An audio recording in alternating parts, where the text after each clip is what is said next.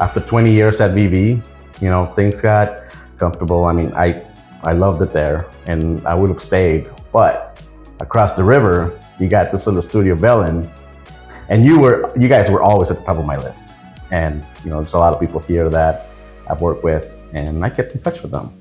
There was a potential opportunity, and I took it a couple of years ago, and I'm so thankful for that. With Valen, we really wanted to do things differently. We wanted to take what we had learned before and really, take some chances. Whether it was going to work or not, it was worth taking the shot at doing some, really experimental, different kinds of games. And teams here are awesome because they want to try stuff. We've got to figure out new ways of getting in the hands of players and and even innovating the business. Things that I see that the studio's trying, it really pumps me up.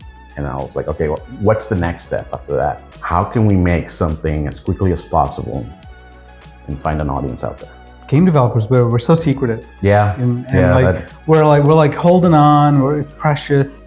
And in some projects, because of confidentiality and all that stuff, we have to be, but we could be more open. And we've done so many game jams and prototypes here at the studio that we decided not to move forward for one reason or another. But we haven't talked about it. Yeah.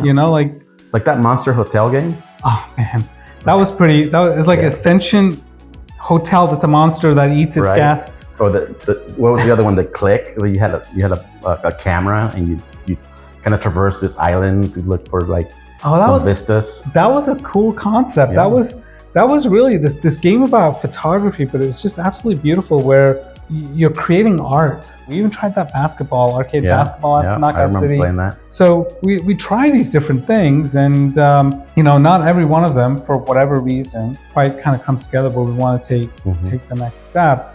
But I think it's a great idea that we should be trying things, and getting it out early. I mean, you're working on something now. Yeah, you're working on something now with a few folks, and it's just a handful of us that we worked on Bounce Arcade, and we had some side projects going on, but we have the opportunity to pick something new.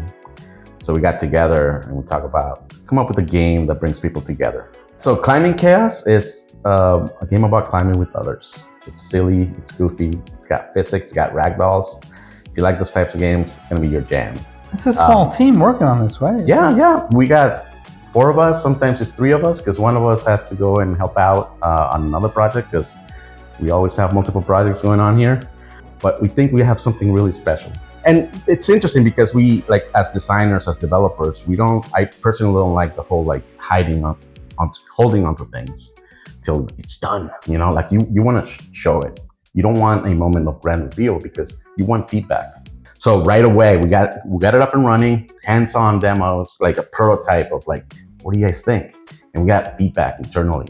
Oh, more of this, less of that. And we get people to come into the studio, people who live nearby or knows us and stuff. So they're lucky enough to come in and friends and family. Friends and family. It's great for doing some testing, but maybe we gotta even before we figured out what the game fully is, the IP. If we've got something fun to play, get something out there in early access or something. Early access, much earlier. We have to try it. We gotta just keep breaking some rules here, and get it out in front of players. And if they really like it and we can get some traction, then we'll keep working on it. How about that? Yeah, let's do it.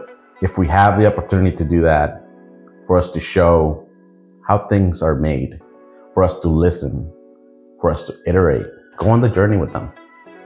That's what I'm excited about.